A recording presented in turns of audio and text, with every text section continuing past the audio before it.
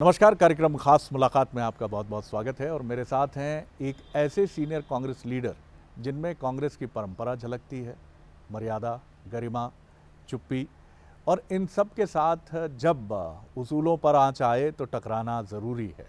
ये भी एक कल्चर कांग्रेस का रहा है और जब एक कांग्रेसी उसको महसूस होता है कि बात उसूलों पर है और एक सीनियर कांग्रेसी जो परंपरा से कांग्रेसी है, जिसने कांग्रेस की एक बहुत स्ट्रांग लीगेसी को देखा, महसूस और अपने चरित्र में उतारा है, वो व्यक्ति फिर बहुत गरिमा से अपनी बात भी, चाहे वो पार्टी फोरम हो, चाहे आलाकमान हो, चाहे कोई भी हो, वो अपनी बात रखता है।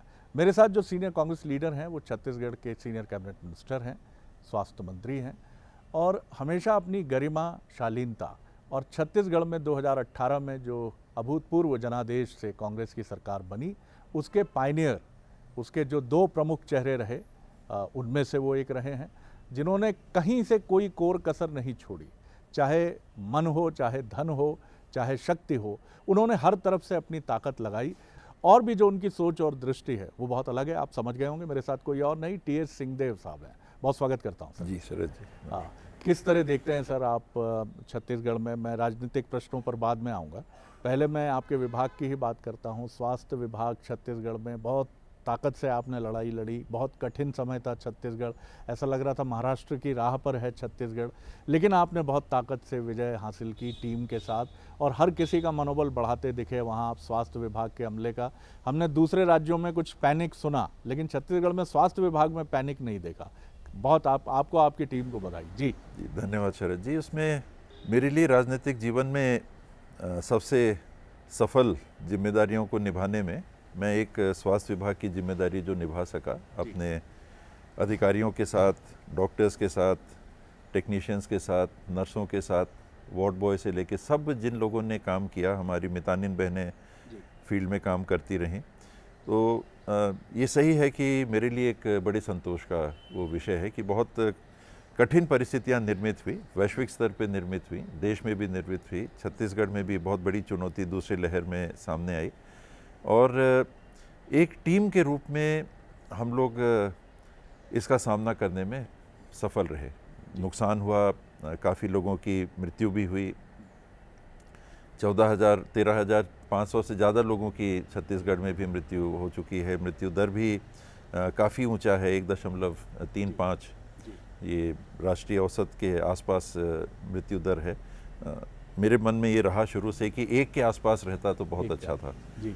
लेकिन ये दूसरे दौर ने हम लोगों को पीछे कर दिया और वहाँ मृत्यु दर भी रहा। लेकिन कोई सुविधा जहाँ नहीं थी, देश में पीपीई किट्स नहीं थे तो हमारे यहाँ भी नहीं थे, टेस्टिंग की सुविधा नहीं थी, टेस्टिंग के किट्स नहीं थे, लोग घबराए हुए थे जब ये आया, पैंडेमिक आया कि इसका कोई इलाज नहीं है, किसी के पास जवाब नहीं था। बड़े से बड़े देश घुटने टेक रहे थे।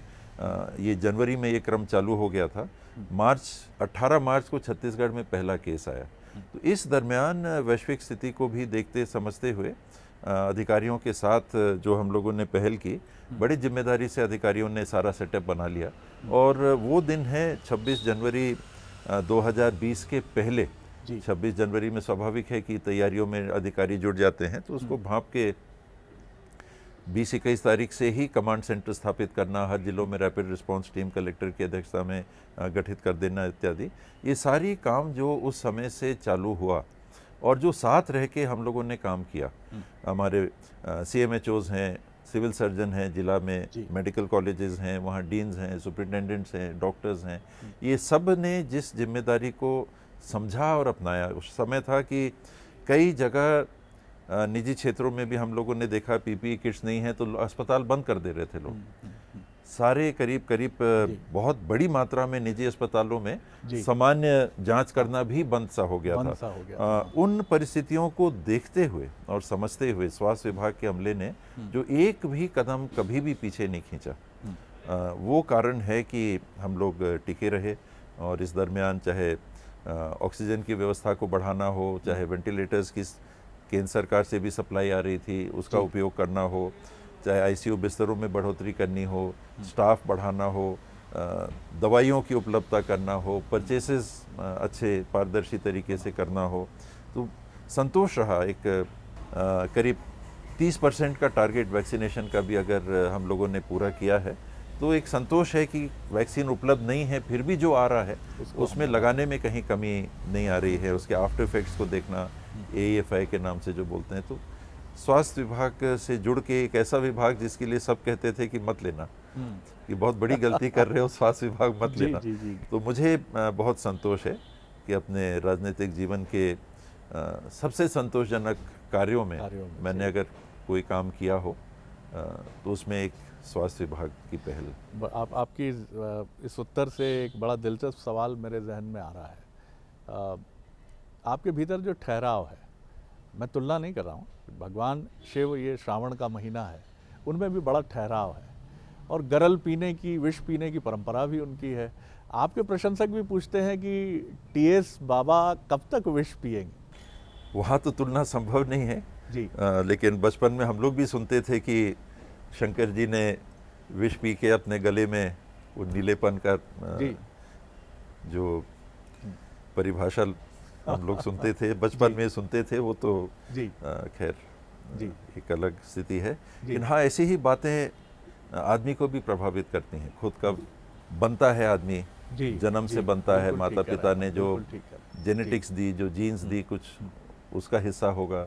उनने जो शिक्षा दी, उनको देख के मैं जो बड़ा हुआ, मैं भी बहुत धैर्य था। तो ये मेरी कोई बात हो ऐसा नहीं है। मैं तो समझता हूँ कि ये सारी शिक्षा का ही नतीजा है। मैं अगर कुछ कर पाया होऊंगा तो उसको ग्रहण कर पाया होऊंगा, और मैंने प्रयास भी ये किया है। कम उम्र के थे, स्कूल में थे, कॉलेज थे, तो ऐसा नहीं है कि गुस्सा नहीं आता था, आज भी ना आता हो ऐसा नहीं है। जी। लेकिन कैसे उसको नियंत्रित किया जाए, क्योंकि मैंने हमेशा इसको विचलित होना माना है कि आप गुस्सा हो रहे हैं तो एंग्री यंग मैन की बात छोड़ दें कि कभी कभी कुछ वैसा कहीं लाभ हो उसका, या कुछ परिवर्तन लाने में काम आए। लेकिन उसको जितना नियंत्रित किया जा सके, आप उतने रास्ते से नहीं हटेंगे, एकाग्रता आपकी भंग नहीं होगी। तो ये भी बड़े होते होते मैंने भांपा कि ये मेरे नेचर में भी नहीं है, मेरे स्वभाव में भी नहीं है, और उचित भी नहीं है। अगर हमको काम करना है, हमको किसी लक्ष्य पे पहुंचना है, तो नाराज होके करेंगे तो आउट होंगे। बिल्कुल ठीक है। बाउंसर मारना, ये करना, किसी ने चौका छक्का मार दिया तो नहीं, हमको ये करना, गेंदबाजी, लेंथ लाइन सब भूल गए, तो कारगर भी नहीं। क्या बात है, स्वभाव भी और बतौर इफेक्टिवनेस ये उचित यंत्र नहीं है, उचित बहुत माध्यम नहीं। छत्तीसगढ़ एक आदिवासी बहुल राज्य है, काफ़ी कोशिशें आपकी चल रही हैं, लेकिन फिर भी प्रधानमंत्री आवास योजना और ये ऐसे चैलेंजेस हैं जहां छत्तीसगढ़ का एरिया जो है वो अपेक्षा के अनुरूप नहीं है। तो किस तरह आप देखते हैं, जबकि ये एक बड़ा महत्वपूर्ण एरिया है लोगों की अपेक्षाओं से जुड़ा हुआ? जी, ये भी मेरे एक जिम्मेदारी के विभाग का हिस्सा है। पंचायत ग्रामीण विकास विभाग में प्रधानमंत्री आवास को इम्प्लीमेंट करने का करीब 8-1 लाख घर बनाने बाकी हैं छत्तीसगढ़ में जी। और हम टारगेट से पीछे हो गए। पिछले साल भी एक भी घर नहीं बना पाए, इस साल भी 1,57,000 घर बनाने का है, उसके बाद भी 7-1 लाख घर बनाने शेष रह जाएंगे। तो हम टारगेट से इसमें पीछे चल रहे हैं। कहीं ना कहीं निर्णय ऐसे हो जाते हैं, कई राज्यों में हमने देखा कि राजनीतिक उपयोग भी इन बातों का होता है कि हम कर रहे हैं प्रधानमंत्री आवास, जबकि 40% स्टेट का शेयर लगता है। जमीन हमारी है, सारी चीज हमारी है, राज्यों को ऐसा लगता है। तो कई राज्यों ने तो इसका नाम भी बदला। उन्होंने जैसे ये केंद्र सरकार की ही योजना हो ऐसी बात नहीं है जी। ये उसमें पैसे देते हैं, 60% राशि देते हैं, लेकिन शेष राशि राज्य सरकार की भी है। तो कहीं ना कहीं राज्यों की भूमिका नगण्य सी हो जाती है जी। जी, आपने देखा होगा कि जब ये रोजगार गारंटी चालू हुई थी तो कुछ राज्यों ने अपने राज्य का नाम लेके रोजगार गारंटी का काम चालू कर दिया था। उसमें तो 100% पैसा केंद्र सरकार का है। बिल्कुल ठीक है। तो उसमें फिर केंद्र सरकार ने उस समय की यूपीए गवर्नमेंट है, उन्होंने इसका नाम परिवर्तित किया और महात्मा गांधी रोजगार गारंटी एक्ट के रूप में उसको परिवर्तित किया कि ये तो आइडेंटिटी जो होती है कहीं हो सकता है कि ये बात भी बीच में आई हो। और पिछली सरकार ने ही, बीजेपी की जब सरकार थी, उनने ये निर्णय ले लिया था कि हम बजट से इसको सपोर्ट नहीं कर पाएंगे, स्टेट बजट से सपोर्ट नहीं कर पाएंगे, तो लोन लेके हम इसको करेंगे। तो वही क्रम चल रहा है कि लोन लेके ही हम लोग पूर्ति कर रहे हैं। तो 793 करोड़ का लोन का प्रकरण फाइनलाइजेशन पे है। तो वो फाइनल एक बार हो जाता है तो कुछ हमारा बैकलॉग पेमेंट का और कुछ जो घर का टारगेट है उसको अचीव कर पाएंगे, फिर भी हम पीछे हैं। तो राज्य सरकार को इसमें निर्णय लेना होगा कि करना है कि नहीं करना है। एक ही बात है। और ये आपकी इस बात से एक बहुत महत्वपूर्ण सवाल मेरे जहन में आता है, ये खाई कुछ तेज़ी से बढ़ रही है, एक सरकार दूसरी सरकार को लेकर। ये हमारा जो फैब्रिक है लोकतंत्र का, डेमोक्रेसी का फेडरल स्ट्रक्चर जो है, ये उस पर सवाल उठ रहा है। कहीं नाम बदलने को लेकर डिस्प्यूट हो जाता है, राजीव गांधी खेल रत्न को लेकर बात उठ जाती है। क्या संवाद का संतुलन ठीक नहीं है सिंहदेव साहब?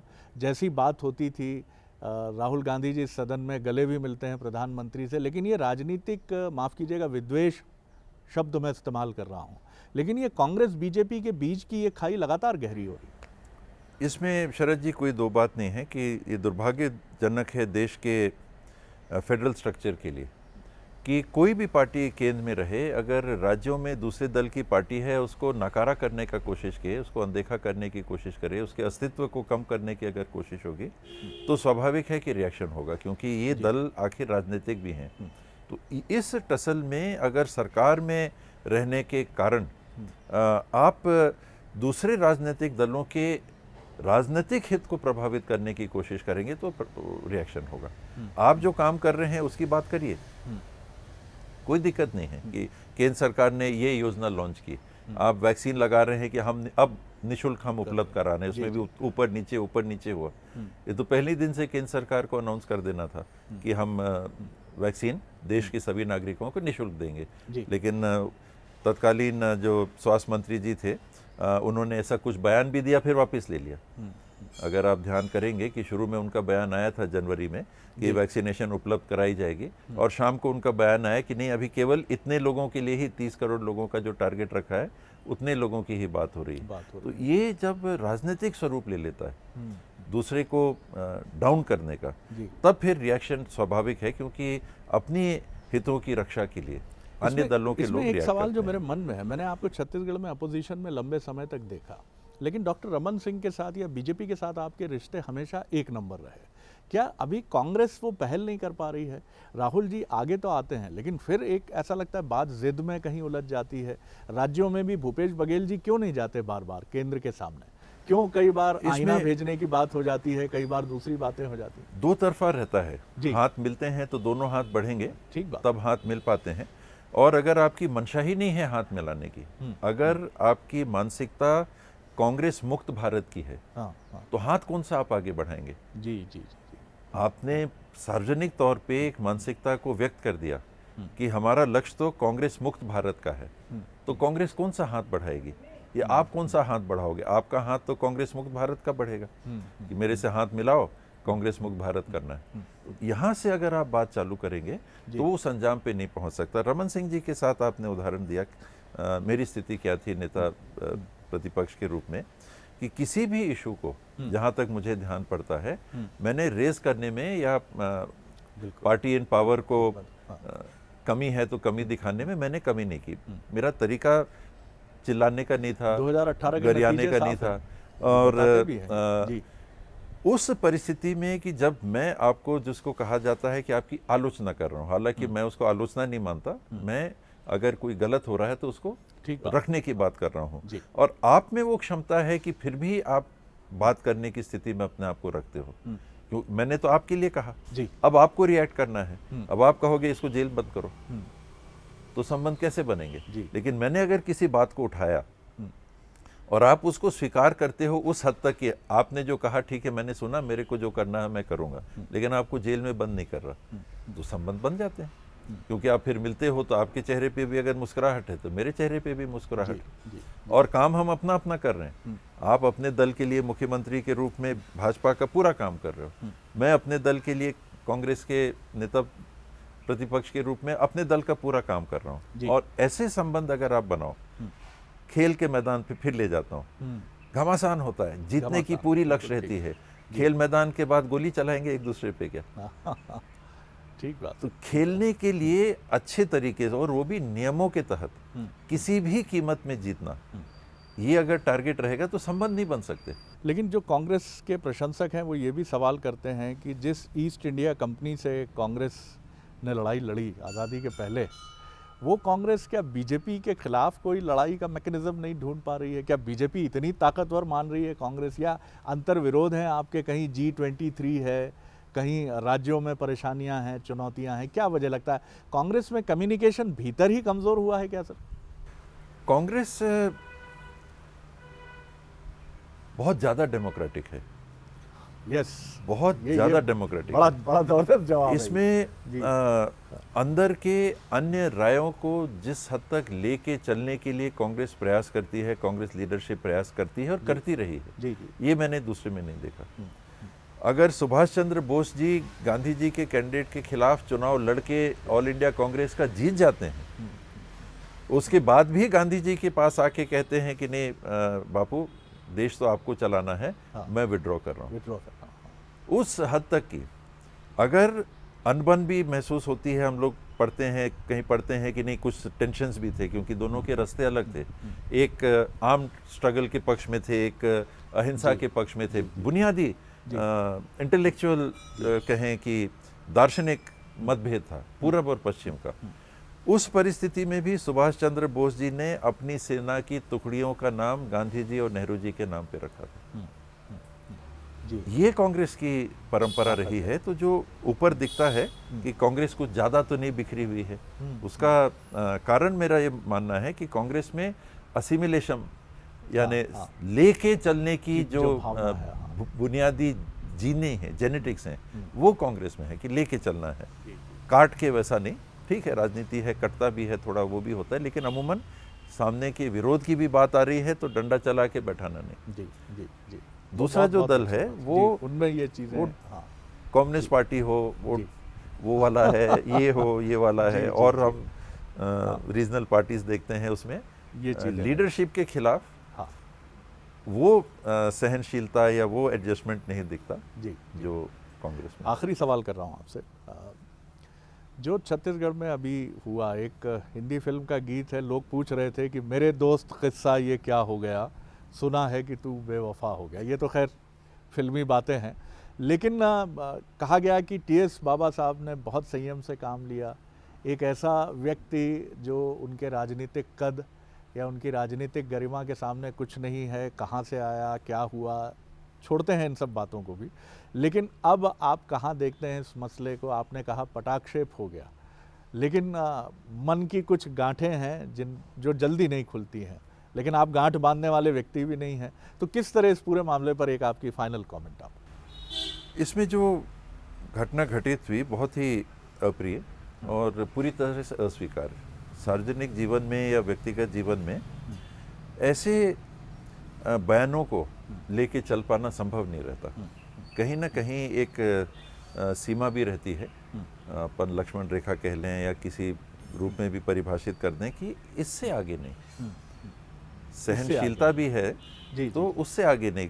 शंकर जी ने अगर विष गले में लिया होगा तो उसके आगे भी कुछ हुआ होगा। ठीक बात है, ठीक बात है। शंकर जी के तीसरा नेत्र भी था।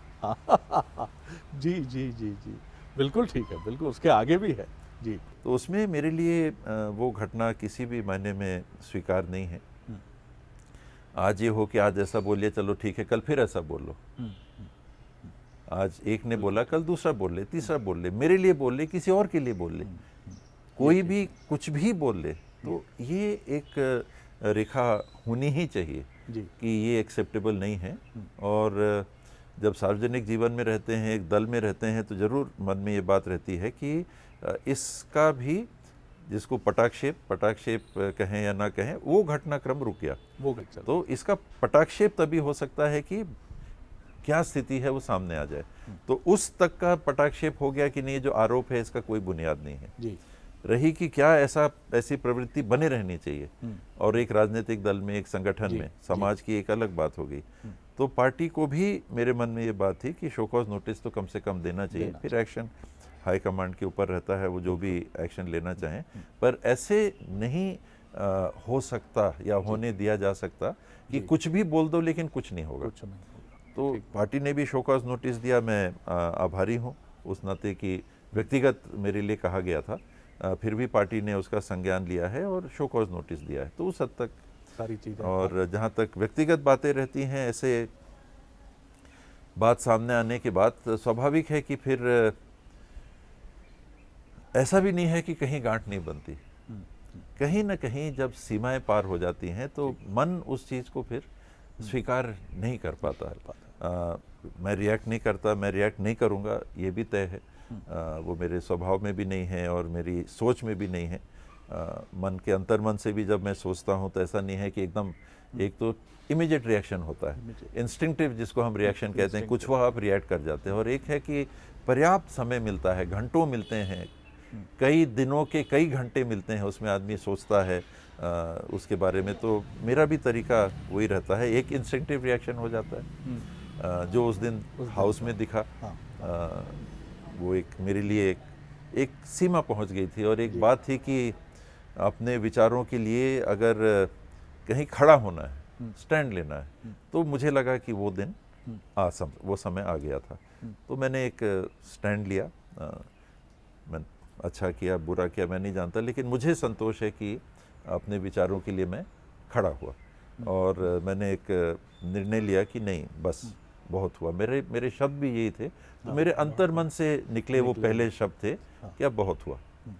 तो ये नहीं है कि जैसा मैंने कहा तीसरा नेत्र, तो मेरे पास तो नहीं है, ऐसे कोई अस्त्र नहीं है, तो मैं वो नहीं हूँ, लेकिन एक इंसान तो हूँ, बिल्कुल, और एक इंसान का हक भी है, और उसको अपने लिए एक समय आने पर खड़ा होना भी चाहिए। बिल्कुल, अपने विचारों के लिए, अपने व्यक्तित्व के लिए, जिस समूह में है उसमें उसके स्थान के लिए, कि मेरा क्या स्थान है। जी जी, चलता है, बाकी बहुत सारी चीज़ें चलती हैं, चलता रहता है, सब चलता है, लेकिन वो दिन ऐसा था जो मेरे लिए, मेरे जीवन का, और मैं बहुत कम मैंने शायद ऐसा किया होगा, मैंने बहुत ही कम जीवन में दो तीन बार ऐसे कोई स्टैंड लिए होंगे तो लिए होंगे, कि जब ऐसी स्थिति आ जाती है तो वो मेरा आंतरिक एक समझ है कि मन की भावना को मैंने प्रस्तुत किया था। कंक्लूड कर रहा हूँ, इस पर आप जवाब देना चाहें तो दें, क्योंकि ये आपसे जवाब इतना कितना उचित अनुचित है ये मैं नहीं जानता। कि हमने सुना कि राहुल गांधी और सोनिया जी, इसमें आपकी भूमिका को उन्होंने बहुत अप्रिशिएट किया। उन्होंने ये कहा कि जिस गरिमा का परिचय दिया है, और बहुत सारी चीज़ें उसके बाद ऐसा माना गया, मैं नहीं जानता कितनी सच्चाई है कितनी नहीं है, जो अंदर खाने से खबरें आती हैं। और भूपेश जी को लेकर भी उन्होंने यही कहा कि आप लोगों की जोड़ी ही छत्तीसगढ़ में ताकत है कांग्रेस की, और ये आप दोनों का ही मिला जुला एक सम्मिश्रण रहा, जिसने हिस्टोरिकल सफलता का दरवाज़ा रचा, और माना ये भी जा रहा है कि अगला चुनाव भी इसी पर खड़ा है, इसी ताकत पर खड़ा है। तो हम ये माने कि सारी चीज़ें बहुत बेहतर होंगी, सरकार मजबूती से चलेगी, और फिर दूसरी बार के लिए मजबूती से खम ठोक कर मैदान में उतरेगी। सरकार को अच्छे से अच्छे चलाना, मजबूती से चलाना, ये हम लोग की जिम्मेदारी है। हम लोग मतदाताओं के पास गए थे, हाथ जोड़ के हमने उनसे मदद मांगी, उन्होंने व्यापक बहुमत दिया। तो हमारी जवाबदारी अपने लिए सत्ता में बने रहने की नहीं, हमारी प्रथमतम जिम्मेदारी उनके पक्ष में काम करने की, उनको निराश नहीं करने की, ये जिम्मेदारी है। और वो मैं जब जहाँ रहता हूँ, मेरा प्रयास यही रहता है कि पूरे मन से, अपने पूरी क्षमता के अनुसार, सीमित क्षमताएं हैं लेकिन अपनी क्षमता के अनुसार उस जिम्मेदारी को निभाना हम लोग निभाएंगे जी। और जहाँ तक दूसरी बातें हैं, मैंने ऐसा नहीं सुना, सोनिया जी राहुल जी की बात मैंने बिल्कुल कहीं ऐसी बात नहीं आई, लेकिन ये जरूर है कि उनको इस बात का संज्ञान होगा, और जो भी घटनाक्रम घटित हुआ, जो भी एक्शन हुए, मुझे लगता है कि कहीं ना कहीं उनकी जानकारी में बात आने के बाद एक्शन हुए। सर मैं बहुत धन्यवाद करता हूँ इस बातचीत और मैं उसके लिए जी उनका बहुत आभारी हूँ। जी, बहुत धन्यवाद। हम भी आपके आभारी हैं कि आपने बहुत व्यस्त समय में से ये बातचीत के लिए समय निकाला, और जिस तरह की आपकी पॉलिटिकल जर्नी है सर, वो बहुत प्रेरणादायी है। न सिर्फ हम जर्नलिस्ट के लिए, ये कहने में मुझे संकोच नहीं है कि हम भी महसूस करते हैं कि अगर आपके व्यक्तित्व में कोई ताब होना चाहिए, कोई डिग्निटी होनी चाहिए, कोई प्राइड होना चाहिए, तो आपको टी.एस. सिंहदेव साहब की तरफ जरूर देखना चाहिए। और छत्तीसगढ़ में आपने जो काम किया है भूपेश बघेल जी के साथ, भूपेश बघेल जी भी बराबर के हकदार हैं। और कौन जानता है कि इस वक्त भूपेश बघेल जी यही सोच रहे हों कि कहाँ क्या चीज़ें हैं जिनको और बेहतर किया जाए, और बेहतर करके अपने उस अभिन्न मित्र के साथ और मजबूती से आगे बढ़ा जाए और छत्तीसगढ़ के लिए एक इतिहास लिखा जाए। क्योंकि छत्तीसगढ़ के लिए कांग्रेस एक ताकत का नाम है, एक मजबूती का नाम है। यही एकमात्र ऐसा राज्य है जहां कांग्रेस ने करीब करीब 70 के अंक को छुआ है 90 सदस्यीय विधानसभा में। होगा खास मुलाकात में इतना ही। अगली बार एक और खास शख्सियत को लेकर आपसे मिलेंगे। इजाज़त दीजिए, नमस्कार।